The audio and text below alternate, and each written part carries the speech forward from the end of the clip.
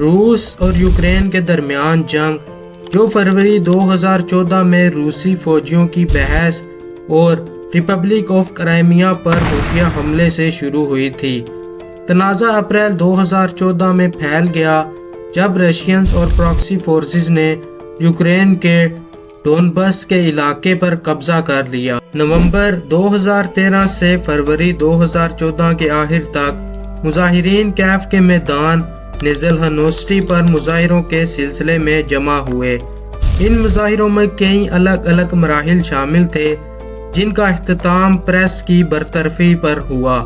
مشرقی یوکرین میں تنازع شروع ہوا تھا اس وقت سے لے کر 2022 تک 14,000 سے زیادہ لوگ مارے جا چکے ہیں۔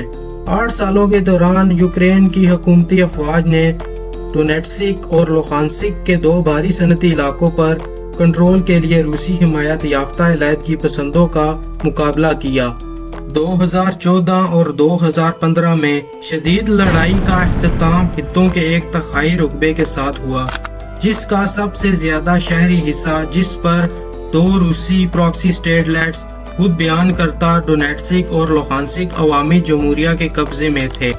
ستمبر 2014 اور فروری 2015 کے درمیان روس، یوکرین، فرانس اور جرمنی نے معاہدوں پر دستخط کیے، جس نے بالآخر فوجیوں کی آگے کی نقل و حرکت روک دی اور لڑائی میں نمایاں کمی واقع ہوئی، لیکن معاہدوں پر کبھی عمل نہیں کیا گیا اور لڑائی خندق کی جنگ میں تبدیل ہو گئی، جس میں تقریباً 75,000 آرمی 420 کلومیٹر لمبی فرنٹ لائن کے ساتھ گھنے آبادی والے علاقوں کو کاٹ رہے تھے۔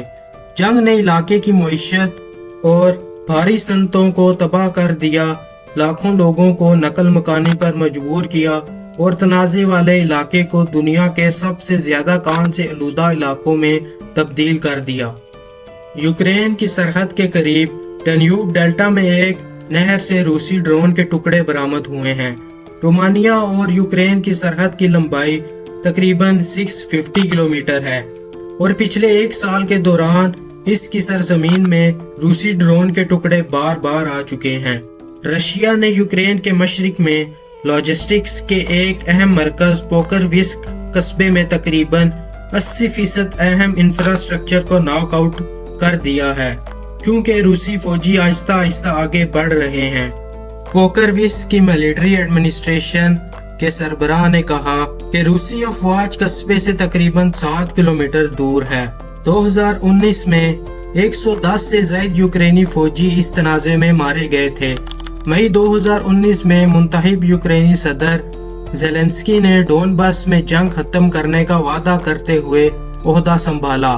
دسمبر 2019 میں یوکرین اور پرو رشین علیحدگی پسندوں نے جنگی قیدیوں کا تبادلہ شروع کیا۔ 29 دسمبر 2019 کو تقریباً 200 قیدیوں کا تبادلہ ہوا۔ یوکرینی حکام کے مطابق 2020 میں 50 یوکرینی فوجی مارے گئے۔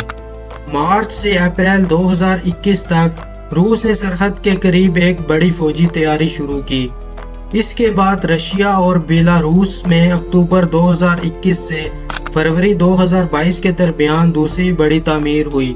اس پورے عرصے میں روسی حکومت نے بار بار انکار کیا کہ اس کا یوکرین پر حملہ کرنے کا کوئی منصوبہ نہیں تھا۔ ارلی دسمبر 2021 میں روسی تردید کے بعد امریکہ نے روسی حملے کے منصوبوں کے لیے انٹیلیجنس جاری کی، جس میں سیٹلائٹ کی تصاویر بھی شامل ہیں جو سرحد کے قریب روسی فوجیوں اور آلات کو دکھاتی ہے۔ انٹیلیجنس نے روسی فہرست میں اہم مقامات اور افراد کو ہلاک یا بے اثر کرنے کی اطلاع دی ہے۔ امریکہ نے متعدد رپورٹس جاری کی جن میں حملے کے منصوبوں کی درست پیشن گوئی کی گئی تھی۔